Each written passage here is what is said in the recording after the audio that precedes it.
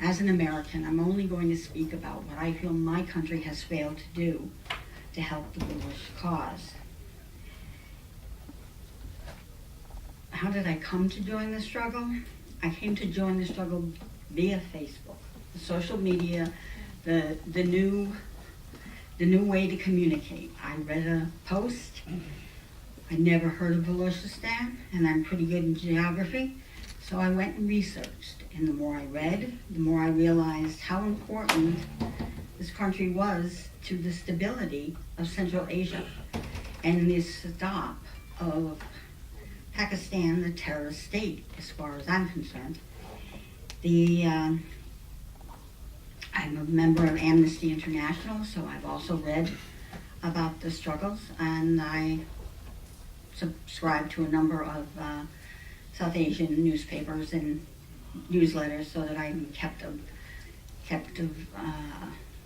up on what's going on, and on all the posts on Facebook and on Twitter that I've seen over the years. I'm getting to meet people whose faces I've seen on posts but never got to meet. The U.S. provides Pakistan with Cobra helicopters. The action makes the U.S. complicit in Pakistan's genocide against the Baloch. The Cobras are being used to commit war crimes against the Baloch, and these atrocities stain my country's soul. The U.S. also provides listening devices so that Pakistan can spy on its own citizens, which results in the kidnapping and the dumping of bodies. It's Pakistan's genocide against the Baloch. Worse yet is the training of the Frontier Corps, whose brutal attacks have left innocent men and women and children brutally murdered using U.S. weapons of war. The State Department turns a blind eye to these atrocities. And I can tell you that for certain because Senator Kerry, who is now Secretary of State Kerry, would never listen to me when he was a senator.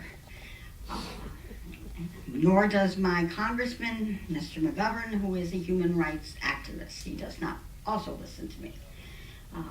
I get complicated, I should say double talk, double speak, letters back from them, thanking me for my concern and doing nothing whatsoever, and trying to explain to me economic situations and global nationalism and all kinds of doublespeak, which only means the U.S. is doing nothing. But the most grievous and illegal action is the engaging with the ISI. This action actually violates an American law, the Leahy Law. The ISI are responsible for human rights violations against the Baloch people. The ISI terrorizes Baloch in their quest to silence the voices crying for freedom. As a nation, our involvement with the ISI is in violation of the Leahy Law. The Leahy Law is a U.S. human rights law that firmly prohibits the United States Department, the State Department, and the Defense Department from providing military assistance to foreign military units that violate human rights with impunity. And everyone can agree the ISI does that on a regular basis, daily probably. This and our training of the Frontier Corps are in direct violation of our own law. They should not be in any way the U.S. supporting Pakistan. I believe an independent Balochistan will provide stability to the region by hindering China's ever-growing sphere of influence. The deepwater port that we've spoken about is the perfect example of China's control in Pakistan. This port can dock 8 battleships. At present, the Chinese are building 8 battleships. The United States should be very concerned. They're taking over the South China Sea and now they'll be taking over the Arabian Sea with their military. But the reason we don't do anything is money. There's no other word for it. It's the giant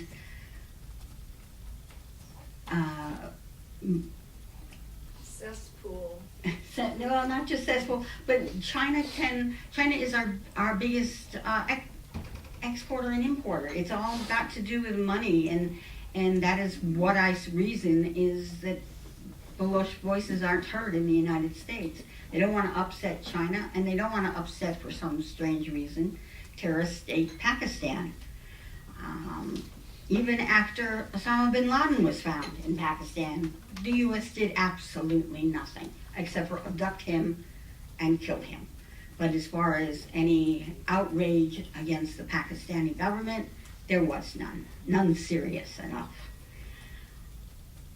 In conclusion, I find America guilty by its own laws, by my country's continuous assistance to Pakistan. I recommend the foreign aid stop until Pakistan no longer forcefully occupies Balochistan. Please enjoy yourselves as guests of the American Friends of Balochistan, and I appreciate everyone for coming.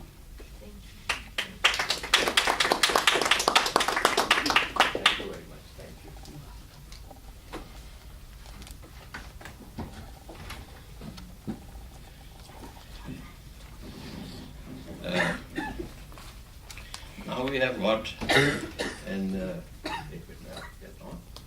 we have got a video speech by a very young and dynamic leader from Balochistan.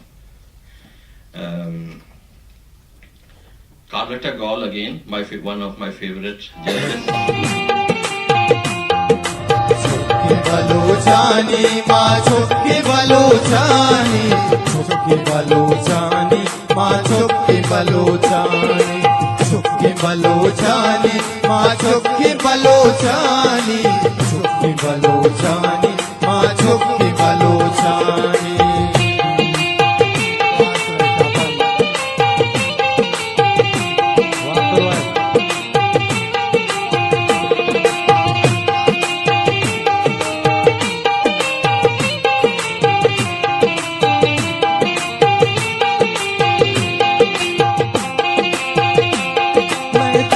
Zami